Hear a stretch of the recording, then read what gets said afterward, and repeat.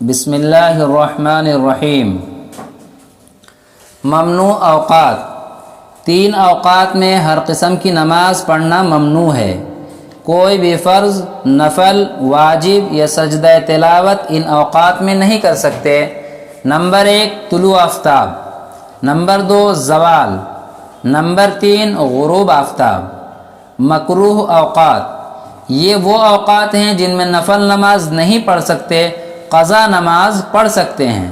فجر کی اذان سے لے کر سورج نکلنے تک اور عصر کے فرض پڑھ لینے کے بعد غروب آفتاب تک، ان 2 اوقات میں کوئی بھی نفل نہیں پڑھا جا سکتا۔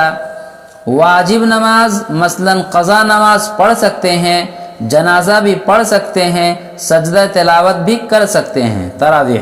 تراویح سنت مؤکدہ ہے، بغیر عذر کے چھوڑنے والا گنہگار ہوگا۔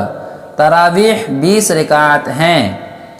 حضرت ابن عباس رضی اللہ عنہما سے مروی ہے ان رسول اللہ صلی اللہ علیہ وسلم کان یصلی فی رمضان 20 رکعتا والوتر۔ مصنف ابن ابی شیبہ 7774۔ ترجمہ: رسول اللہ صلی اللہ علیہ وسلم رمضان میں 20 رکعت تراویح اور وتر پڑھتے تھے۔ تراویح کی نماز نبی کریم صلی اللہ علیہ وسلم، خلفائے راشدین، 1400 سالہ امت کی تاریخ میں 20 رکعت ہی ادا کی جاتی رہی ہے۔ یہ تاثر غلط ہے کہ 20 رکعت تراویح حضرت عمر رضی اللہ عنہ نے شروع کی، نہیں بلکہ اس سے پہلے بھی 20 رکعت ہی پڑھی جاتی تھی۔ حضرت عمر رضی اللہ عنہ کے دور میں شروع کیے جانے والے کام: تراویح کو مستقل با جماعت پڑھنا، ہر مسجد میں پڑھنا، پورا مہینہ پڑھنا، مکمل قرآن مجید پڑھنا۔ نبی کریم صلی اللہ علیہ وسلم کے ارشاد کے مطابق خلفائے راشدین کی سنت پر عمل کرنا بھی ضروری ہے۔ تراویح اور تہجد میں فرق: نماز تراویح اور نماز تہجد الگ الگ نمازیں ہیں۔ تراویح کو قیام رمضان اور تہجد کو قیام اللیل کہتے ہیں۔ آن حضرت صلی اللہ علیہ وسلم نے پوری زندگی میں صرف 3 رات تراویح کو با جماعت مدینہ منورہ میں ادا فرمایا، پھر اس خدشہ کا اظہار کرتے ہوئے تراویح کو جماعت کے ساتھ پڑھنا چھوڑ دیا کہ کہیں امت پر فرض نہ ہو جائے، لیکن تہجد کی فرضیت اس سے پہلے ہی مکہ مکرمہ میں منسوخ ہو چکی تھی۔ تراویح میں قرآن مجید دیکھ کر پڑھنا: تراویح میں قرآن پاک دیکھ کر پڑھنا جائز نہیں۔ حضرت عبداللہ ابن عباس رضی اللہ عنہما فرماتے ہیں: نہانا امیر المؤمنین عمر رضی اللہ عنہ ان ام الناس فی المصحف۔ کتاب المصاحف لابن ابی داود 747۔ ترجمہ: امیر المؤمنین حضرت عمر رضی اللہ عنہ نے ہمیں منع فرمایا کہ ہم امام بن کر قرآن پاک دیکھ کر پڑھائیں۔ نابالغ کی امامت: نابالغ بچے کے پیچھے تراویح ادا کرنا جائز نہیں۔ حضرت عبداللہ ابن عباس رضی اللہ عنہما فرماتے ہیں: نہانا امیر المؤمنین عمر رضی اللہ عنہ ان ام الناس فی المصحف ونہانا ان یؤمنا الا المحتلم۔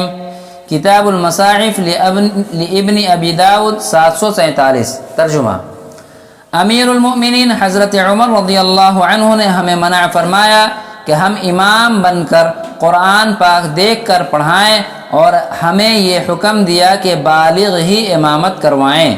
تراویح کی اجرت امام صاحب کو ہدیہ: تراویح کی اجرت طے کرنا جائز نہیں۔ اگر کوئی حافظ صاحب اللہ کی رضا کے لیے پڑھائیں، رقم لینا طے نہ کریں اور بعد میں مقتدی حافظ صاحب کی خدمت کر دیں اور ہدایہ وغیرہ دیں تو اس طرح لینے کی گنجائش ہے، بلکہ اس موقع پر ہدیہ دینے کی بھرپور کوشش کرنی چاہیے۔ تسبیح تراویح: ہر 4 رکعت تراویح کے بعد نمازی کو اختیار ہے، چاہے تو تسبیح کرے، چاہے حمد و ثنا کرے، اور اگر چاہے تو سکوت اختیار کرے اور اگلی رکعت کا انتظار کرے۔ اسی دوران کوئی بھی تسبیح پڑھی جا سکتی ہے۔ آج کل جو تسبیح کی جاتی ہے وہ بھی پڑھی جا سکتی ہے، بشرط یہ کہ صرف اسی کو ضروری نہ سمجھا جائے۔ ہر قسم کے مرض سے شفا حاصل کرنے کی دعا۔ اللہم رب الناس اذہب البأس واشف انت الشافی لا شفاء الا شفاؤک شفاء لا یغادر سقما۔ صحیح البخاری 5742۔ ترجمہ: اے اللہ، اے لوگوں کے پروردگار، تکلیف کو دور کر دیجئے، اس کو شفا دیجئے، آپ ہی شفا دینے والے ہیں اور شفا آپ ہی کی ہے، ایسی شفا دیجئے جو بیماری کو نہ چھوڑے۔ سورۃ الاخلاص۔ بسم اللہ الرحمن الرحیم۔ قل هو اللہ احد اللہ الصمد لم یلد ولم یولد ولم یکن له کفوا احد۔ ترجمہ: شروع اللہ کے نام سے جو بہت مہربان نہایت رحم والا ہے۔